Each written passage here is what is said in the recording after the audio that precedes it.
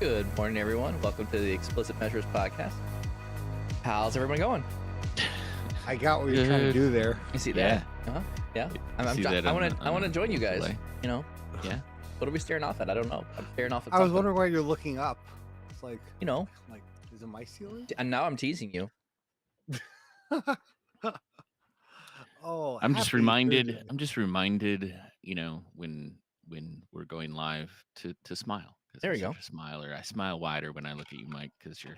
Because I'm doing stupid stuff.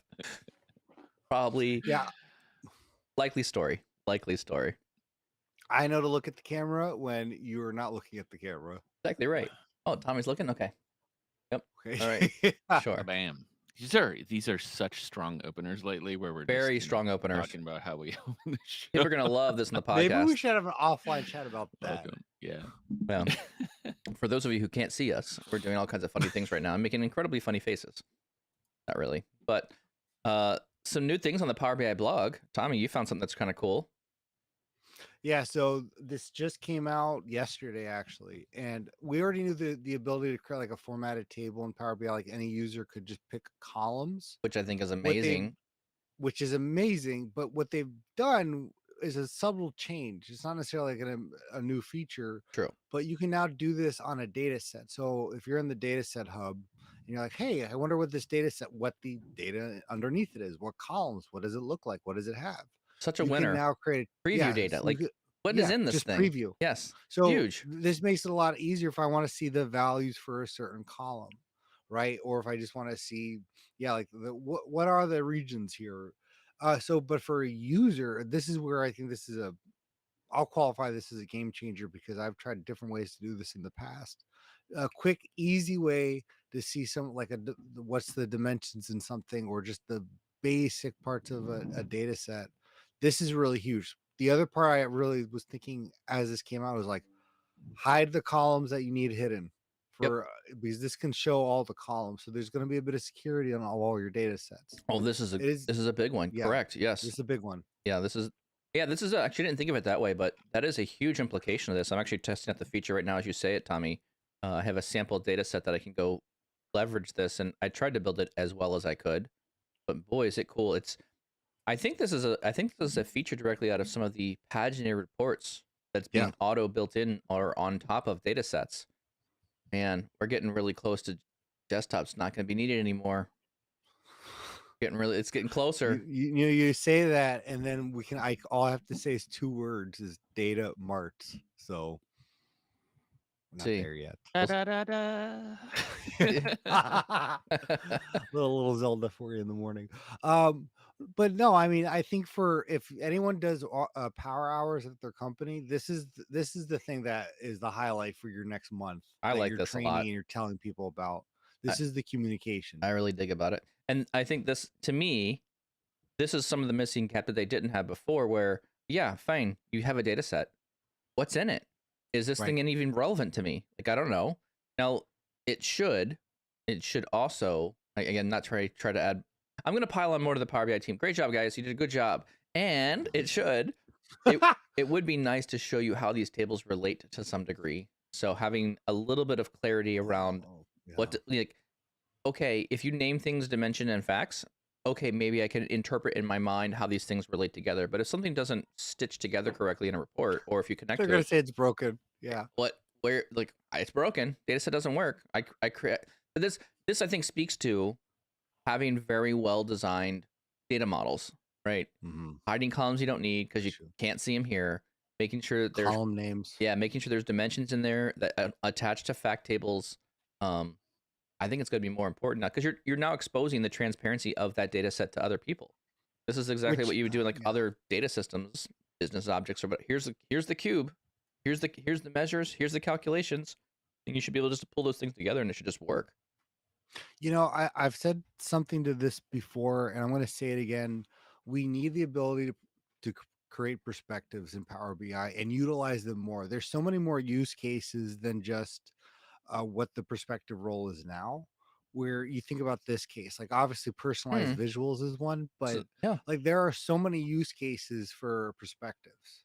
that we can use in Power BI for certain users should get certain data sets or the views of the data set perspectives when they're creating their own. So This is a perfect example. let me unpack this a bit with you. Are you saying Yeah. you would have a data set and you might have like the salesperson view of the data, or the Yeah. HR person view of the data, or the supply chain view of the data, and that would potentially expose different tables to said user? Yeah. Yeah. And I think if whether Hmm, you're creating it or cool. viewing it, Yeah. I think that just makes like that feature so powerful, but it's not utilized in any of the products right now. Yeah, I So don't think I came to that conclusion, but that's a neat feature idea.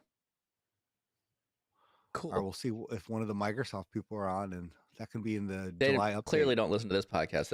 It's not really worth their time. Why do you think we scheduled it at 7:30 in the morning? Exactly. Yeah. So they can't hear Because us. it's like 4:30 there. Yeah, they're not. It's not. 5:30. When it's not worth it. We're not gonna get up at 4:30 in the morning to listen to Right. this podcast. We'll catch it on It's on the recorded. review later. But It's It's on true. Apple and Spotify. It's There's no true. excuses. Awesome. I don't know if I think maybe we touched on it, but also the June Power BI desktop is out, and the associated blog is with it as well. So there's some new features there that are generally available. You'll see the new formatted pane is now appearing as default now. There's a handful of other really good updates for this month. There's a couple new connectors I think we talked about previously, but good stuff.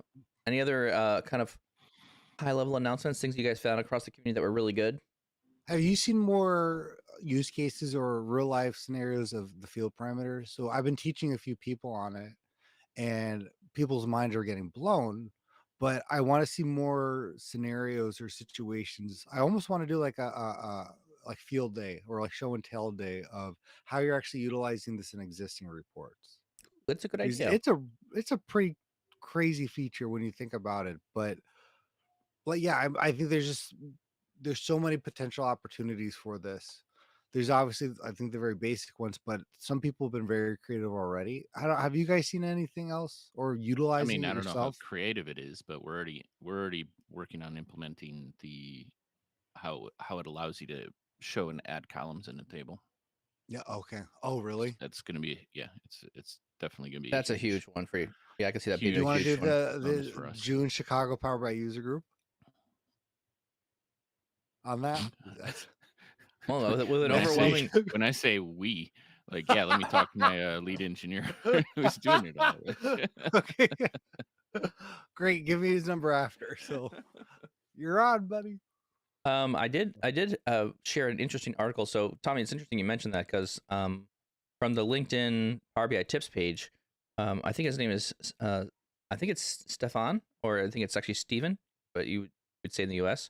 But he has a great blog article around how field parameters can work with calculation groups, and how you can use those kind of interchangeably or together to make a better solution together. It goes through just very quickly about creating a list of measures and how to leverage them. Um, Very good article, very well written. I'll throw the link here. Highly recommend it. This is a good read between calculation scripts. I think what I'm finding is there's just a lot of like neat ideas on how to leverage the field parameters in just interesting ways. So it's been really interesting to watch the Right. community kind of come up with these like creative solutions and um, see how that thing can be leveraged in a certain way to solve various problems. I don't think I have a good collection of like those articles yet, but I think that's something that people should be mindful of, or if you want, follow Power BI Tips on LinkedIn, and we'll publish articles that we find that are interesting or the stuff that come out from the community that is worthy of reading. Actually, I think Reed Havens did a contest on LinkedIn. I think I saw that. I did see that. Yeah, Yeah, I didn't but see how. I haven't checked the results. I haven't seen the results yet, but I think I saw it coming out as a test Yeah. there. So let me drop this article here into the chat window. I'll have to go drop it over here in LinkedIn as well. Yeah, I like, man, field parameters were a very large change to how people think about things. Right. I really like that You know, feature set. I think we need to shelve. I think there's a whole topic there because I think about that a lot more. I'm like, do I make all my reports with that? How do I know which reports to do that? Because I could literally just set every page with here's your dimensions, here's your measures, go crazy. Yep. So there's a balance, but I think I can shelve that. Yeah, that's another whole It's like ball of when drill wax. through came out. Seriously, it's like when drill through came out when I was like, I guess I'll make everything a drill through Everything now. should be drilled through now. Yeah. Totally agree with that one. Awesome. Any other kind of openers? All right. Not on my end. Let's get into the main topic today. So we're picking up, we're picking up another article from Matthew Roach. Again, this guy prints gold basically. Every blog article that comes out is just really solid, super good, very thought provoking, extremely thought provoking. So I love reading the stuff that comes out of here. So today the article is around building on your expertise or building your expertise. And so this one is very well written. Love it. And again, uh, yeah, it resonates very well with Solid. me. It just resonates with me. Speechless. Yeah, Yeah. I'm just trying to think of like what I want to say next with it. It's good. This when I learn things, this is kind of the approach that I take. The experiences that he writes about here. There's a couple key areas we'll get into, but yeah, I'll take it over. Tommy, take it from here. What are your thoughts? How do we kick off this conversation? Yeah, so the article, I think Mike just put it out onto the YouTube live chat and probably the LinkedIn one as well. Yep, working on that It's one. also in the podcast episode description for those who are reading and not sure what we're talking about. Really cool where Matthew goes with this. We're talking about his long experience and feeling like he's a master of a lot of different areas. He's like, well, how did I get here? I didn't just just decide to become skilled in these areas. And he's not just talking about Power BI, right? He's talked about cooking, which I personally loved. And I This is why you just like this because, article, Tommy. It made you yeah, hungry. that's why it really was chosen. That's why you like But, this one. and he goes through like basically his just, it's not necessarily like uh guidelines in the book. It's just his experience where there's 5 areas that he says you have to practice or do in order to really become a master or an expert: studying, practice, observing, teaching, and networking. Hmm? I know we're going to go into those in detail. I did want to ask you guys though, we've talked a lot about this particular area of learning. How do you learn? How do you become better at what you do? How do you take the next step? Hmm? And we always go back to it. And why, I guess, let me ask you guys, why do you think we're going back to this again, and why is this so important? I mean, I think for Because me, it fundamentally changed my career. Hmm. Seth? yeah, I think fundamentally what we call a learning mentality, right? And what Matthew has his approaches is one of the biggest things that's going to help you personally and professionally in your life, right? So it's definitely worth talking about in multiple times, multiple different ways, right? And the fun about having this conversation about Matthew's article is, um, he has such a way of collaborating in his prose, right? Like where uh, he even starts this article. He isn't telling us how to do this, Tommy. What he's doing is Yes. he's describing some techniques that work for him, right?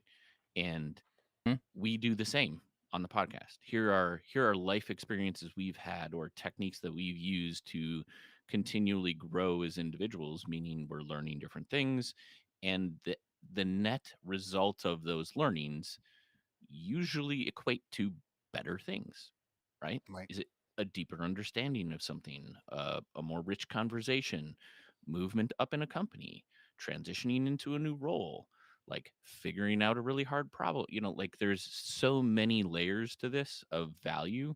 Um, and just reading through this gives a different bent, right? Just a different way of taking your own experiences and applying them to what other people's experiences are.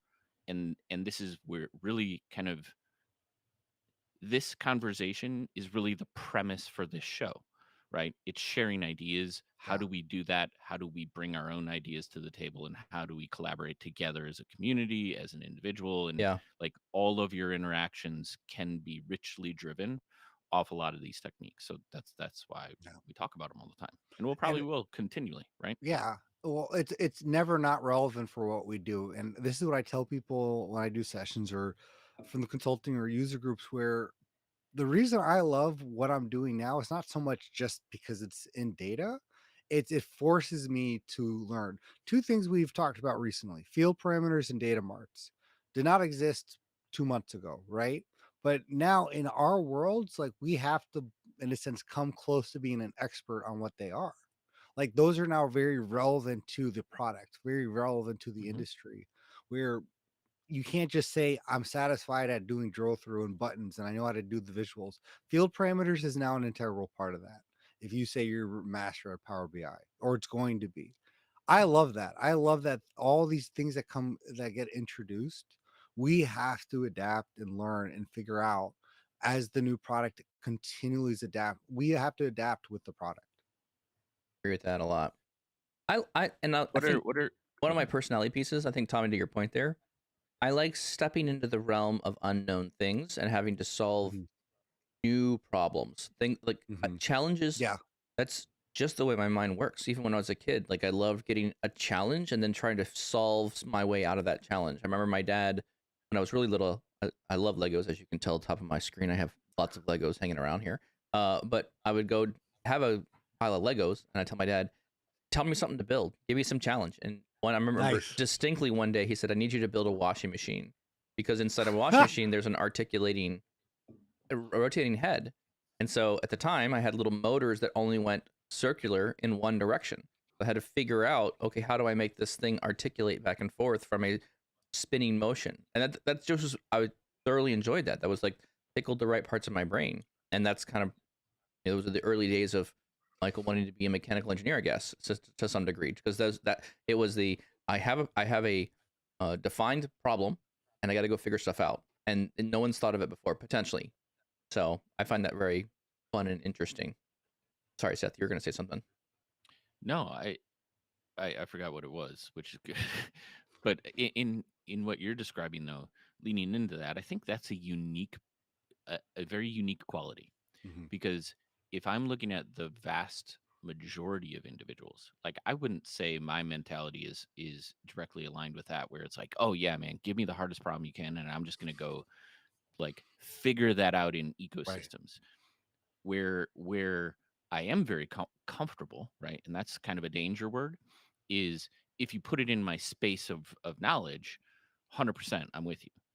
If you put it outside my space, like dev, right? Like C sharp code or applications, like this is where I think your personality type latches onto that. Whereas the majority of time, um, most individuals would fall probably into my category of like, oh man, I don't know what that is. That's really hard. I'm not even gonna try because I'm scared I'm gonna fail kind of thing. Hmm? And that feeling that everybody has to some degree or another in different realms is what we try to overcome, I think, in these conversations, because what we're building on is techniques within here that even Matthew outlines to overcome those feelings and be like, you know what, I hang out with Mike, and he shows that he can do this all the time, so I'm going to do it, and that's my bump up, right? Or I'm going to do this thing, and then I learn that that uncomfortable feeling is okay, and I might succeed or fail, but I'm still learning something, Yes, right? So as you go along this progression, I think where we sit is we've done this so many times that less and less things become uncomfortable, right? I think you're right. and I think it's and Yeah. and yes. ultimately that's where you end up. But there are a whole bunch of things that we're going to talk about today that we can bring up in context with Matthew's approach and how he's I think encouraging people to take steps in these directions because it's what's helped him achieve. Like, look at his role. If you're not familiar, Right. Matt is part of the Power BI cat team. It's the customer advisory team that travels or meets with the largest customers in the world about Power BI. You don't just fall into that job without knowing a little something, right? Yep. So this guy, he's an expert, and he's sharing his experience with the community in this article. um and it's fantastic, so look forward to diving into it. So let's kind of maybe start decompressing some of the article. Um, there's a couple key areas that I think he kind of touches on. I think maybe Tommy, this is what you were thinking about going with the article here. Maybe we should outline them first, and then kind of we can start talking about each one individually. He has practicing, you know, building expertise and skills in a skills area, studying, learn something new or learning something that's completely new to you, observing, finding existing experts in that area. And this is something I feel is very resonates for me. There is always someone who's further down the path than I am. Like the phrase "there is nothing new under the sun." I think very aptly rings true. There's very few new things that need to be built. So there's always somebody else further along that journey than you are. Find them. Networking, finding ways to engage with a community of people, which I love the Power BI community. It is unique Yeah. like no other. And then teaching. Teach your skills to other forces you to think about that skill in different ways. So I think these are super sharp. I love it. Tommy, what do you think? We're gonna start talking about your experience around practicing.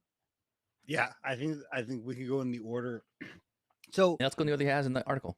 yeah, I'll give a personal one starting off, just because I think it rings very true to the way that I learn. Because you gotta first obviously choose something you want to excel at or just feel comfortable doing.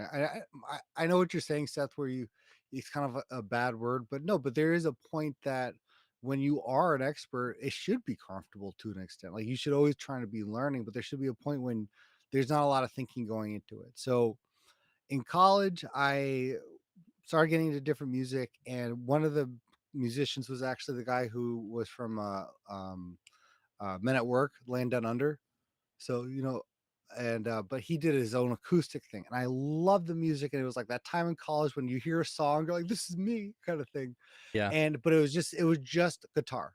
And it was just the guitar. And I was like, I just want to play the song myself. And couldn't play the song. Like, like did not know how to play the guitar or anything like that. My Yeah. dad had a guitar. He didn't play. So I brought it to college. And for someone who has very terrible motor skills, and to this day still does, I just started, like not knowing. It was a pretty simple song, like 3 or 4 chords, Hmm? and just I want, like I set myself an objective of how much I wanted to practice a day. I set myself an objective of just playing this song. If this is all I can do, that's fine. Hmm? And it was just taking the time, just like, okay, playing it for the first time, doing a chord, like what does that sound like? And I Bum, like I was bum, I'm ba, yeah, bum, bum, that ba, was not ba. the song. That's the song. That's Da, it's da, da, da. yeah. That's Yeah. that's the one you can do on the You what is couldn't it? do that one? Yeah. You No. couldn't? Yeah. Yep. It's Yeah. literally like one string. You just kind of do the one like yeah. Yes, That was and my all you have to do is hold your finger. You're like, look, I yeah. can play a Like song. Yeah. I'm a guitar player. I can do it. It's Yes, great. yes. That is very funny though for anyone who's trying. Yeah. And Look, then Ma, I'm a and rock star. look Yeah. yeah. And then you find the bass guitar, and then that's all you can do. That's what you play. You literally just play that Right. all day. Right. Uh, so yeah, I won't diverge in the music. There's a joke there, but no, but it was just taking the time from someone who, that to me, with any of these new skills, I always called like the hill of comprehension. And Mm, that's what I have. Like I okay. can't comprehend something. And if I can get over that, then I know that the rest of the learning is going to be not easy pickings, but then it's like it starts running. But there's a comprehension level. And this has gone through not just the guitar, but like when I was learning PowerShell The or an hill of API. comprehension. I like that. Yes. I don't And describe for it that me, way, but that's a good way of describing it. I have a pretty big hill usually. So there's a everything's mountain. mountain of Everything's comprehension. Yeah. mountains to me. Why am I always stuck in the doggone valley? Yeah. But and that's the hardest part of this. But and the practice part is very no go at the beginning. And I think I have to go into the practicing side understanding that it's not just going to be like straight practicing, right? Yeah. There's a lot of frustration.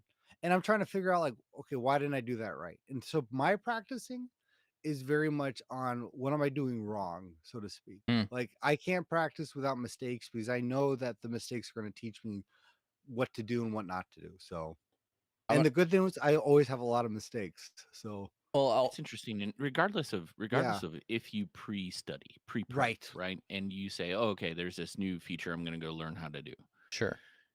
Even if you can say like, okay, 75% of the way I know what I'm doing, versus I'm not okay. There's this new feature. I'm gonna go download Right. it and check it out without looking up anything and just figure it out. You're still gonna hit the moments where you're like, oh, this isn't working. Yeah. Yep. Why isn't this work? I got to work around this. But this is also the nuance that we talk about with people who actually have direct experience do something, because they can talk about this, right? Yes. Right. Like, and we talk about that in interviews, but that is the nuance. Are you A actually hundred going and percent. figuring this stuff out What on your mistakes own? have you made? Have you gone through it? Yes. Right? Like, Tommy, you can your description of whatever it is that you just had a lot of fun figuring out in terms of the hill is, Tommy, give me an example of, the last time you learned something. Oh man, field parameters, dude. So I logged into Power BI, and this is what I did first. And this might be the dumbest thing in the world, but here's how I tried to implement that. Right. Right? That tone of conversation is different than, oh, field parameters. Yeah. Let me think about what the article told me about them. What you Right. can do with field parameters is, Yeah. right? And this To is why describe practice is what they so did. important, because what Oh. it does is it's reinforcing for yourself mentally the pathways of how do you do this. Yeah. So the next time you're in here 2 weeks from now or whatever, right? It's easier. You know how to do it because you've gone through those like little nuanced steps all the way through, and you've implemented it before. And that's what I think practice brings to the table here, and why we say do it, right? Do something, build something, test and implement something, because you're hardening those, steps in Right. your own head, but you're also figuring out the nuance that always exists in implementing Right. anything. And yeah, and the last bit I'll say on that is the practicing is not just practicing for the sake of practicing. I'm always trying to go into it and doing the postmortem, like, why did this work? Why did this not work? Like, okay, where did this mess up? Or where did I get that right? And that's when that that's practice to me. It's not just I would, I'm riding a bike. I would agree with that, but I'd also say what I've found is really important, not only in personal, but also reading and a lot of people. I think it's a common Mhm. thought is what I'm saying is have a purpose with your practice, Yes. right? Oh yeah, Like yeah. if you're going to build a field parameter, like and it sounded interesting, like, oh my goodness, you can add and remove columns in a table, like go build that, Right. right? Field parameters sounds like there's a ton of different use cases, but go focus on the one use case that's most relevant to you. Have a purpose behind the practice, and then it becomes like that's the, I think, the kickover point every time you run into a hiccup or can't figure something out. It's the driver for like, well, I'm gonna figure this out because I want to go achieve this thing on the other end of it. Mm-hmm. Have No, you have you guys perfect. ever have you guys ever seen this thing from Lazy Snail called Lazy Dax? Mm-mm. It's a interesting experiment. So we talk about practicing things. One technique that I use if you want to get into practicing things or spending time practicing, I remember spending a lot of time initially just building a data model that I could practice on. And so this is I'll put the link here in the chat window. This is a really interesting concept around there's a free Power BI file, and it gives you there's a ton of DAX things in it to experiment with and play around with. But he's basically what he's done is he's built a simple data model, star schema, and just started to apply a bunch of DAX formulas into this sample model. So you can kind of see how these formulas work and drag and drop fields and then kind of take apart some of these equations and figure out what is it doing? How is the DAX working? And I think this is a really good technique around practicing, right? If you're going to practice something, get yourself set up into a place where it's very easy for you to practice. In my Power BI desktop on my computer, I have made a sample file with a star schema in it. And it's complete, it makes sense, it works, and it has no measures in it. And so I've actually, in Power BI desktop, I have pinned that one report, and I've even made it read-only. It's a read-only report. I literally right-clicked on the file and said make read-only, and then made that file stay on my computer somewhere. And so the idea here is every time I need to start trying something out, I will go to that file, and I already know the model, I understand what's in it, and then I can start writing my features, my DAX, my whatever, and start building something that's there immediately. So I'm not one of these things I think around practicing is make an environment where it's very easy for you to practice. Because if you have to do like 30 minutes of prep work to get to practicing, you won't practice. It's like your guitar stuff, Tommy, right? Or if you have like I was a drummer. Right. And so I had my entire drum set up in my room with headphones and the audio player right next to me. It was all set up for when I had that motion of like, "Ah, I'm bored. I'm gonna go practice something." Like it's taking that little bit of extra time that you would normally be just wasting it and going, I'm gonna go practice a little bit. I'm just gonna take a little bit Right. extra time and I'm gonna spend a bit more time practicing, because practicing isn't necessarily Great idea. around all day, one time, done. Right. Practicing is like, I'm gonna hate using the analogy because I don't ever go there, but like going to the gym. Like if you go to the gym, like you can go once and burn yourself out one day and you won't see results. It's Right. continually going back to the gym. Right. And this is So yeah, go uh, ahead. I agree. I just saw another post on LinkedIn where somebody was like, reinforces this thought of consistency. Mm-hmm. You if you go Yes. into I'm gonna practice and you spend like a 2-hour session practicing and then you come out of there and like, man, I'm so frustrated. I'm never gonna do that again.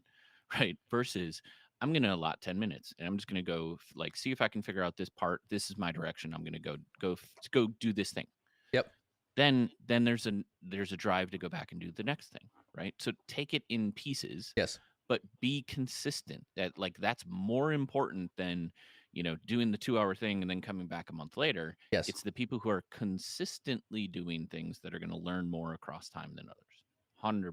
But I love your idea of getting like Make it frictionless, man. if you're in the same area all the time, like a model, right? Yeah. Have a model that you can just plug Yeah. into Boom. to test things. That's a good idea. Well, and this goes exactly to the point. You combine that, Seth, with have the objective where with the guitar or the gym, like if you just go and go, I'm just gonna go Yeah. to the gym, right? Yeah. Where I'm just like gonna play some chords right, versus you wanted to play a song. I wanted to play a song, and then Yep. all of a sudden I'm like, I there are other songs that also had the G chord. Like I know that. Mm-hmm. So it's almost like the micro learning with a macro goal.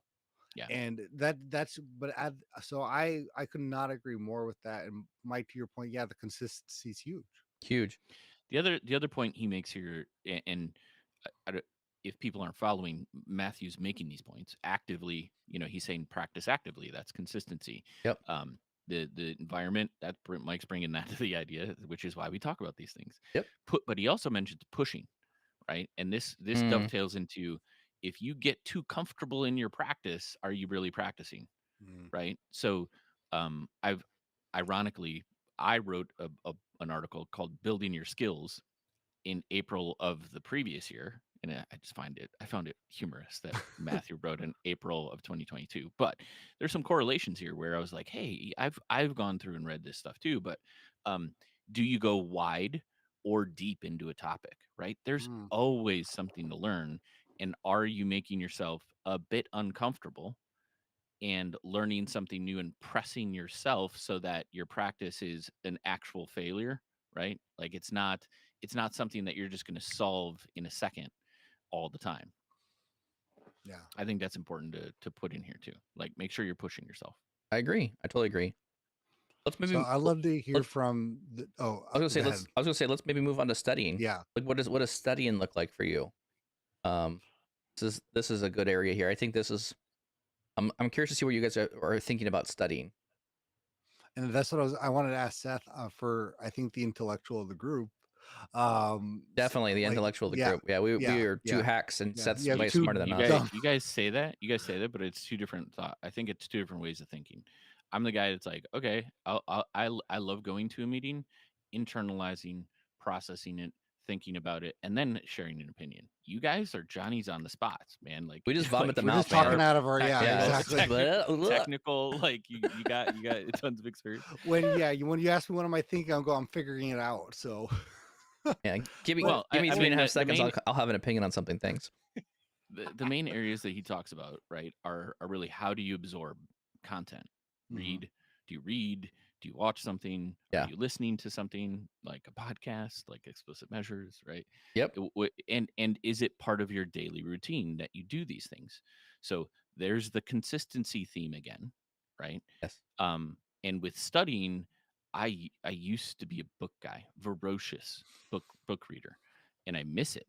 But my current position doesn't allow a lot of time, especially with family and all the other demands of everything life, to get stuck into a book very often or dive down technically. So I've recently started doing a lot of Audible, which I never did before. Hmm. But I think it's really important. The studying component, to me, elicits ideas, and it is the kind of the main way that I start to evaluate my current thought process against other ideas, as well as challenge some of my patterns or implementation strategies. Right? How have I built my Power BI reporting solution in the organization? What are different things I can add to it, change, alter? Like that's where studying comes in for me because you're broadening your scope and absorbing more ideas from people who know what they're talking about if you choose the right authors, right? Or Yes. choose the right podcast or listens because it helps facilitate that evaluation, I think, internally where you're like, oh, okay, I picked up some really good nuggets here. I'm gonna change this in how I implement Right. because Yes. my thought is this or my use case is slightly different but this still applies, and that's where I think studying really Right. brings into the fold a lot of new ideas and new interest areas that you are not aware of before. So, Seth, actually, I think you're in a very intriguing, unique position when it comes to what you're reading probably now compared to 10 years ago and what you're studying, right? Where I think a lot of people, if you're listening to this conversation, you're thinking, oh, DAX, Power Query, data modeling, visualization as the core skills, right? But one thing we do on this podcast is we talk a lot about those soft, grayer skills. Mhm. And I imagine for you, the books that you're reading or listening to and the skills that you're trying to acquire are not necessarily like I'm level 3, communications, I'm level 3 organization or solution oriented. So how have you mastered studying these non-hard skills? So it's a good question. I find when I'm diving into technical, the technical aspects of Hmm. like um, data marts, what we were talking about last week related to data culture, and or was it the previous week, right, where we were diving into implementation strategies. Mhm. Those I read. Those are the articles. Those I need to sit down and take notes and kind of have a screen to formulate ideas and work through things while I'm reading the article. Um, the soft skill stuff is what I listen to. So I would say the bulk, 80% of the books that I'm listening to right now are all leadership driven. How do you engage effectively with teams of people? How do you implement, effective um, implementations and solve business problems with teams instead of just yourself? Yep. And there's a lot of nuance in there, a lot of challenges as an individual that you um, have to embrace if you want to be a good leader within an organization. And that could be you're leading two other people, or it could be a team of 20, right? Hmm. All of those I think have served me in constant evaluation and adjustment in how I interact with people. 100%. Because without that study, you're not going to know whether or not you're doing things well or right, or how other people might perceive what you're trying to accomplish, right? And I think a lot of our conversations are all around like people interaction, right? Right. How do you effectively succeed and perform a duty, lead a team, implement a Power BI report, et cetera, et cetera. I, I'm gonna. So there's some comments here in the chat threads. There's some people talking about like, hey, I used to be reading a lot, and now it's like they're very light on books. So Thomas says I'm very light on books, but I'm very heavy on YouTube and blogs at this point in time. And so at some level, I'm thinking about there is okay. A couple thoughts. One thought I've heard is no paid uh, TV service can ever compete with YouTube because there is so much content. Like literally, the incentive of people creating content on YouTube is the fact that you have an audience and you grow your audience. It is Yeah. and you can get paid with it with ads and stuff like that. So there's a little bit of monetization that comes back to it for those creators. But like never before, there's a platform where the ideas that we have, like literally this podcast, right? We're broadcasting this sucker on YouTube. And so the ideas out of our head can immediately go to somebody else where we can convey these messages very quickly. Those And I poor think, people. yeah, right. I'm sorry. You can throw out, as what does it say? There's no there's no 9 out of dislike 10 button. data scientists would not recommend this show. But the idea here is this concept of like, so here I'm getting to a point on this one though. The point here is there is so much content now. Like the fact that there can Yeah. be like, who do you listen to? There's so many voices in these spaces. And when you're talking about studying, what do you study and how can you vet? And I feel like for me right now, it's not about finding the information. It's about finding where is the good information, because there could Yeah. be a lot of noise and things. I literally saw a post on LinkedIn the other day that was like, Yeah. look at me. I made my entire data mart inside Power BI. And if you didn't know any better, you've been like, yeah, let's build our entire data warehouse in Power BI and I'll put, Yeah. 150 tables and it'll just work, until you start listening to the conversations around other people that say that's not a good idea. You should actually do your data transformations somewhere else and build not your data warehouse inside Power BI and look for other things. So I had to critically look at this content that's being created and evaluate for myself, where does the real content come from. And I think when you become a studier of a topic, right, we know, because we study Power BI, who are the experts in this area, who has been around the longest. It's not these one and done stories of like, hey, do this thing and it's amazing. You have to kind of evaluate this studying aspect, because there is so much content out there.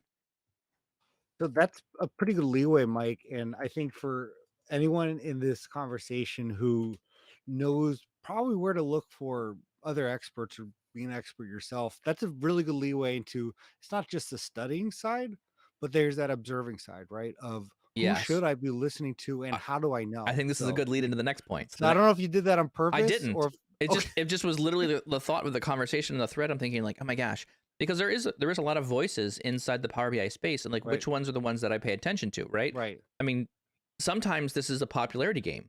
You're right. You go listen, like if you're learning about something, you go to the people that have the most followers, the channels that have the most YouTube hits, and those people. What if you're globbing onto the wrong thing? What if you're Right. listening to the guy that says, "Yeah, let's make data marts out of Power BI data sets," and like, yeah, I mean, data mart I would maybe. agree with that. Like it's important to choose who you're using for studying. Yeah. Right? Make sure the individual is worth your time Yes. in terms of not popularity, but like the content that you can find reviews of value people have found. Yes. I think where that is, it doesn't matter as much. Where there is a little crossover, I guess, is observing, right? Observe, find like in the community, and maybe it's networking. I don't know that like the points he made, because with observing, which is a different point he makes. He says find experts and work adjacent with them, right? Like if you can do this, and what I would always Huge. say is like, always, if I don't like being the big fish in the small pond, right? I want to work with people that are challenging my ideas and challenging what I do, because you learn from them, or they're just so much better than you, right? And this from Mhm. a technical perspective, which is why I hang out with you guys. Like you're Right. 10 times better than I am in many aspects of Power BI, and I learn tons of stuff from you in terms of implementation. So this back and forth is a constant learning experience, and that's what allows, as Matthew points out, it allows you to adopt different approaches, Mhm. exactly like what came out of this podcast, right? Like Mike, environment setup. That's the biggest pain in the butt. Like, had I ever thought of like having Right. my own test environment all set up? Oh, that's a great idea. Like, Right. wow, that would really simplify the things I do. Right. This is why tagging into podcasts, or where people are discussing Power BI, or somebody's teaching you how to do something, Yep. right? Yep. And that engagement help you solidify or make your processes better, like how you do things better. Yeah, exactly right. And I'm going to pay a little bit of homage here back to what's in the chat window here, but we were talking about like, I think the different mediums, like, so we're talking about like maybe like books, video, YouTube type content, and then like blog things. I think each one of those areas have a different level or barrier to entry into those different areas, into those subject matter areas. So I would say, if you're looking probably for more of the high quality content or things that are like very well for studying, you're probably looking in the book area, SQL BI, because it takes, so the lead time, and I've had a lot of publishers approach me and say, "Hey, we'd like you to build a book," and I'm like, "Well, tell me what this looks like. How do I build a book?" And Right. every time I hear about it, it's like, "Oh yeah, it's like a 3 to 6 month period of time, of your time. You're going to dedicate to writing all these things Yeah, down." I'm like, no, thank you. fully dedicated. I'm too busy to do other Right. things. But so like for me, from my experience, books are very complicated to write and create and publish, and it takes a lot of time to get those out. Now, granted, you can't be popping out books on new features. Like you're not going to have a field parameters book out immediately. It's Right. just going to take time for that people to figure out how to work it, and then it becomes part of a book at some point in the future. So it's to some degree books are a bit delayed. But what I would also argue is if people are going to talk about things in a book, they're not going to spend a lot of time talking about things in a book that are going to be obsolete in a week or two. Right. Because or they are, and it's not gonna, like, you're not gonna sell any books. I do think that what's interesting is like true. you're bringing up I think just a medium shift, because Yeah. what's the like there are absolutely useless books out there, because if you went paper, you're not, that's a 6 month delay, Oh yeah, right? totally. So I'm already online, producing content and giving value Well, for features and functionality, immediately the speed of immediately, delivery. right? But then Yeah. then I would move over to like blogs. Like blogs are a little bit easier to deliver, and like I've seen a lot of Mhm. people, like people Yeah. will hire people just to write blogs to create content so that the algorithm Yeah. searches for the things. And And how many times have you how gone do to you a write page it? and you're Yeah. like, there's a question at the top of the page, and all you see is like keyword phrasing the entire thing, and there's like no solution. Like, how to build a great Power BI report. Great. And Oh, it's like 2 paragraphs. here's Yeah. the idea To on how learn to build a more, great yeah, Power call us report. from 3 paragraphs How down. do you This is the how do best way to you build. Like, there's no recommendation. Hey, It's here's all one. just like right? word Imagine vomit. just finishing and completing, and you're about to roll out a Power BI report on implementation strategies, and they just drop data marts. Yeah. Yeah. That's what Yeah. books do, Yep. right? Like Exactly that's the right. challenge behind a Yes. fast moving product like that, Yes. versus others that are solid examples. I think that belong in books, right? Agreed. DAX patterns, DAX guide, like that's a technical language. The Power Query books, like Yes. not a ton changes in there. There's a lot of nuggets that are always still going to remain consistent. And if you're a wise book et cetera. writer, you'll write about things that are timeless because you don't want to spend Right. 3 to Data 6 months of your visualization time concepts, right. working on Data things that are going to be visualization obsolete. concepts, sure. Right. 100%. Yeah, and there's a quick conversation in the chat to you guys, and I have a very good question, just because of this observing side of things, yet the world that we live in now. But books, for those who are wondering, there's a pretty big chat on the value of books right now, and you can get some of the content online for free, but I think of a lot of the context, like filter context, there's no better source in the world right now than in the DAX fundamentals. Yeah. In Marco Russo's book. Yep. Like it's mission critical for me. And the data visualization books are mission critical, where you can get some of that information, but not in that full context. But I think that's a really good point, because blogs, like with some aspects of learning or life or engaging, right? A blog, because they have they have filter context as a 2-page yeah, blog on their site. Does that equate to the chapters of right. knowledge in their book? No. No. Right.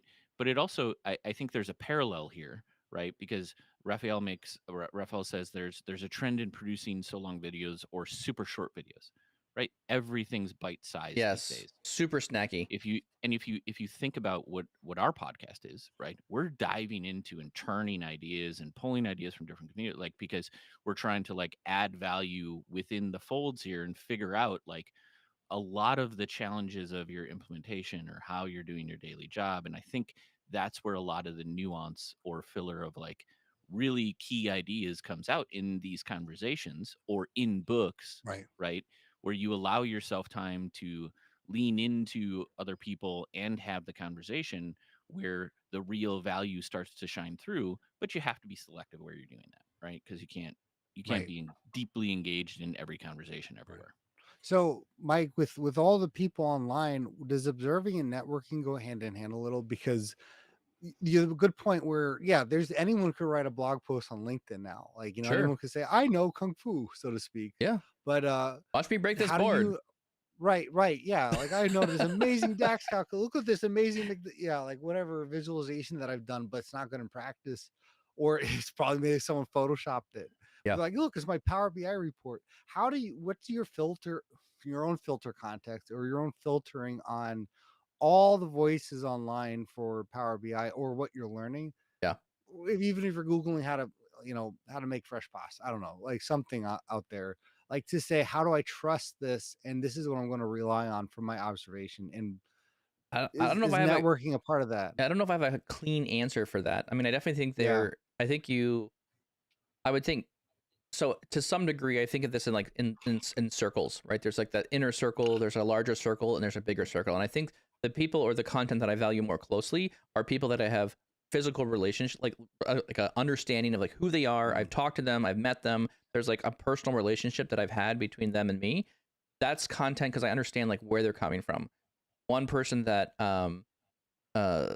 really sticks out to me as far as someone I love learning from and have met and it's now the name escapes me now. I'm trying to think about it. Dax Wizard. He's been on the podcast one time. Did all the Dax hacks for us. Help me pronounce the Oh, name. Greg Greg Baldini. Yes.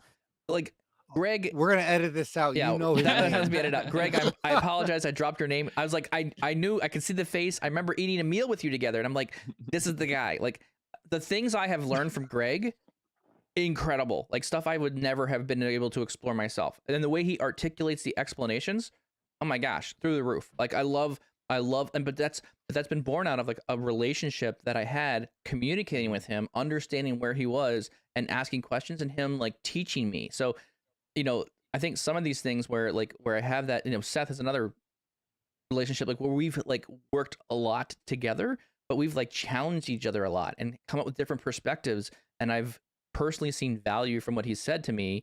That's why I'm so much more IT than I was before. I was so business before. Like just go, man. We don't need dev test prod. Just make it happen. And now here I am on the other side of the fence going, yeah, we should really be thinking about a CI/CD pipeline. We should have these things set up and ready to go because you never know when things are going to hit the fan and it's going to go bad. So, I mean, there's a lot of like people around me like that. And I think as you dig in, right? I think looking at this from an outsider, like looking in the community and not knowing where to start, you just have to kind of start being vulnerable, open up, and start talking to people in the community and figuring out who resonates with you. Because you're not gonna have the right personality connection with every person in that audience. You just won't. Yeah. So you kind of have to find the people that resonate. And for me, I think it's easier to. Well, my wife and I talk a lot about this. Like, it's very easy for me to make friends. So if I meet someone, I'm like, yeah, it worked out really well. I'm easily able to invest a lot of my time and effort into that right away. Like I'm all in. Let's go. And then if it doesn't work out, I'm like, it's okay. I'll find another friend that I'll communicate or talk to or work a relationship on with. I think other people are not bent that way. There are other people who spend a lot more careful time evaluating who their friends are. They've been burned in the past, or just not as willing to open up and just have been burned and they want to keep a little bit closer. So introvert versus extrovert. Maybe that's what it is. So to some degree, a little bit there. I'm 100% extrovert. Just I go. No way. Really? Surprise. Shocker. Everywhere I go, my wife's like, why do you have friends everywhere you go? I'm like, they're not my friends. I just know everything about them now. It's like, that's not a big deal. I just know everything about them. Yeah, I'm a little different. I usually within 3 minutes of meeting someone, I'm like, nope. So you're highly selective, Tommy? It takes a lot, man. But, well, it's interesting with the networking one. And again, I think in the context of not the world we live in now, but the digital world, right? Where I still think of networking with a bowl of fruit punch of like, so how many kids do you have? Like, that's true. But but you're right though, where we talk about networking and you think of the digital world of the forum online and you think of the user groups, right? The basics. But I think what Matt's getting to, and I think what's been the most powerful for me from learning, not just networking for the sake of networking, is the collaboration where, you do have to be vulnerable. It's not just a business like, so what do you know kind of thing. Show me your JSON. Yep. I don't think anyone does that though. I don't think anyone shows them their JSON. Yeah. Maybe DAX. Show me your DAX. Maybe. Show me your DAX. Yeah. But I've found a huge. It's very much the rarest out of all of these for me. in terms of learning, but one of the most powerful is when there's like all of a sudden a unique collaboration. Like, what are you working on? Oh, well, why don't we try that together? Let me get your email. And then all of a sudden there's like a like working or at a conference when you're doing it together. Yeah. That's been one of the most profound moments for me. But Tommy, you're not whatever. going to find that unless you try it, right? Right. Unless you Right. put yourself out there to some degree, and that's what explore. You got to explore the Yeah. networking. So You just got to get out there. what I would say for the people that are introverts are around this, I mean, how I handle this as an extrovert, and again, it may not work for you. The recommendation of this mileage may vary. So you can take it with you what you will. For networking, I'm thinking like, something that I do a Oh, lot of. man. I try and not act. I try to be very inquisitive about what they're talking to me about. Let's try to ask questions. And so what I find fairly quickly is when I ask a series of questions, and maybe this is just how I operate, I'm able to find a couple questions, and then I'm able to find a connection point where we relate to the same thing. And if you're at a conference, or if you're at like a user group thing, you can start asking questions like, hey, what do you think about the new desktop update? Oh, I haven't updated in a while. Okay, maybe that's not where we want to go. Hey, what kind of things do you do at work? And you just can kind of do some kind of general probing questions. And I think you can find something that you guys can connect on, a relationship that is, or a thought, an idea that is common across. And then there's this concept of like, I find, again, this is sometimes not easy for introverts or other people. But then I said, once I kind of find a similar area, I like to relate to it and then share back something that I've had an experience with in that area or something similar. Hey, that's interesting. I've had a similar experience around this thing. Mhm. Does that sound like it fits what you're talking about? And you can kind of like, give them an opportunity to kind of, listen to them. But I've just always, even back when I was in college, I just felt like people need like, positive feedback. I feel like there's just, that's a great idea. Give some good like, oh, that's a Yeah. really, I never thought of it that way. Like giving some like positive vibes back, I guess. My son now does this thing where he goes, there's a phrase, I don't know, it's maybe what all the kids say these days, toxic vibe, bro. That's like his new thing. So anytime someone's being like negative or super down, he's Wait, like, what'd that's you say? toxic Toxic vibes, bro. vibe. Yeah, toxic vibes, bro. I'm So getting old. I Okay. know Yeah, we that use it now all the sounds so time, so dumb. it's just fun. So anyways, like if you throw off those toxic vibes, Yeah. bro, like you kill the conversation. If you act, not. I'm Okay. not trying to put on a show here, but I'm trying to be like genuine, like genuinely No, no, no, interested, no, no. genuinely sharing things that are like cool. So But this also I think brings up another point, right? Because in the building expertise, Yeah. if you're like Mike, you have no problems networking. right. Yeah, If you're like even me, right? Like this is an area where finding connections with individuals is great when it happens right off the bat, but maybe techniques in communication, right? Being an introvert doesn't mean that you're not sociable. Being an introvert sure. likely means you have mental Right. blocks like I do, where it's like, oh, you went there, that's great. As opposed to Mike going, oh, you travel? How did you travel there? Do you like Right. this trip? I'm like Oh, a I million. like that too. Yeah. Right. Whereas like those aren't top of mind questions that just fly Yes. off the top of my head. Right. Right. So I'm typically the guy that like floats around until I find the right person that has the right has the conversation where we immediately And then the find the connection stimulation. Yeah. Yeah. versus finding the connection with anybody. Oh, that's a right? good And- point. And maybe It's that's interesting. the difference between those two. That's Yeah. because you're Um, definitely much more of a different person who has different. you find different ways of connecting with people for sure. 100%. 100%.